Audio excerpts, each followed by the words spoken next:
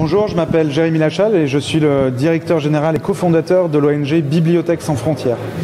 En termes clairs, est-ce que vous pouvez nous expliquer réellement en quoi consiste cette activité d'aujourd'hui? L'activité d'aujourd'hui, c'est le lancement des opérations de Bibliothèques sans frontières et de Cajou ici au Sénégal. Ces opérations, c'est quoi ? C'est un grand programme pour la promotion de la jeunesse autour de l'éducation, de l'entrepreneuriat, de l'accès à l'emploi.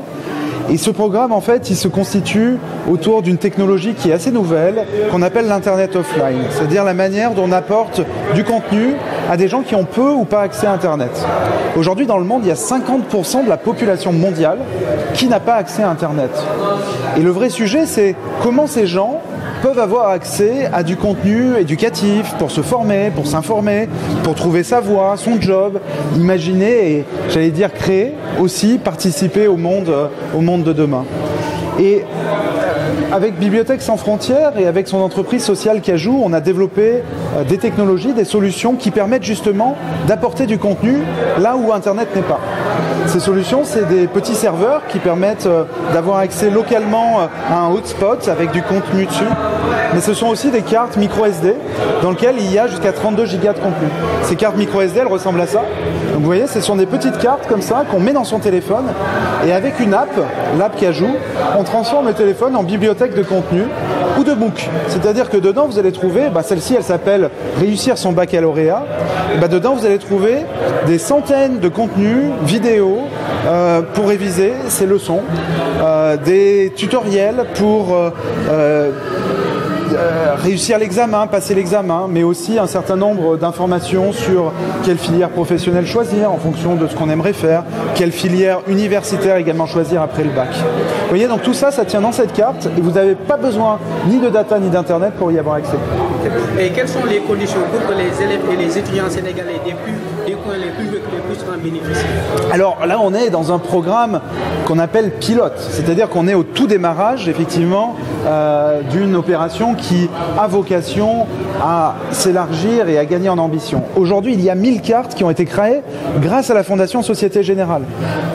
Demain, j'espère qu'on aura la possibilité d'étendre massivement ce nombre de cartes et bien sûr, tous les acteurs, y compris et en particulier le ministère de l'Éducation nationale, seront au rendez-vous, je l'espère.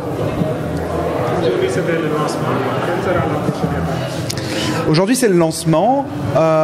Courant octobre, pendant tout le mois, vont être distribuées ces premières cartes. Alors, il y a 1000 cartes pour passer son baccalauréat.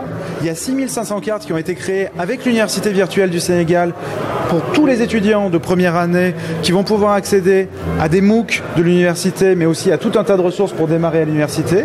Ça, ces cartes, elles vont être distribuées courant octobre. Et ensuite, à partir de janvier, on a une nouvelle carte qui va arriver qui s'appelle la carte Trouve ton job, ou en tout cas une carte pour accompagner les jeunes à trouver un emploi et à se lancer dans l'entrepreneuriat. Et pour ça, on réunit tout un tas d'acteurs en coalition pour y intégrer du contenu et amener en fait le meilleur de ce qui se fait aujourd'hui sur ces questions d'emploi, d'entrepreneuriat au Sénégal directement dans le téléphone portable des jeunes. Ça sera en février. Ces cartes sont gratuites ou il y a des conditions à réunir? Cajou qui existe, il y a les cartes qui sont financées, sponsorisées par des institutions, par des bailleurs de fonds. Aujourd'hui, ce programme, il est gratuit pour les utilisateurs parce que on a le soutien de la Société Générale, je l'ai dit, on a le soutien de Google.org, on a le soutien de la Fondation Roddenberry et j'en profite pour les remercier sincèrement de leur appui. Et demain, j'espère qu'on aura encore plus de soutien de tiers comme ça qui permettront de financer ces cartes.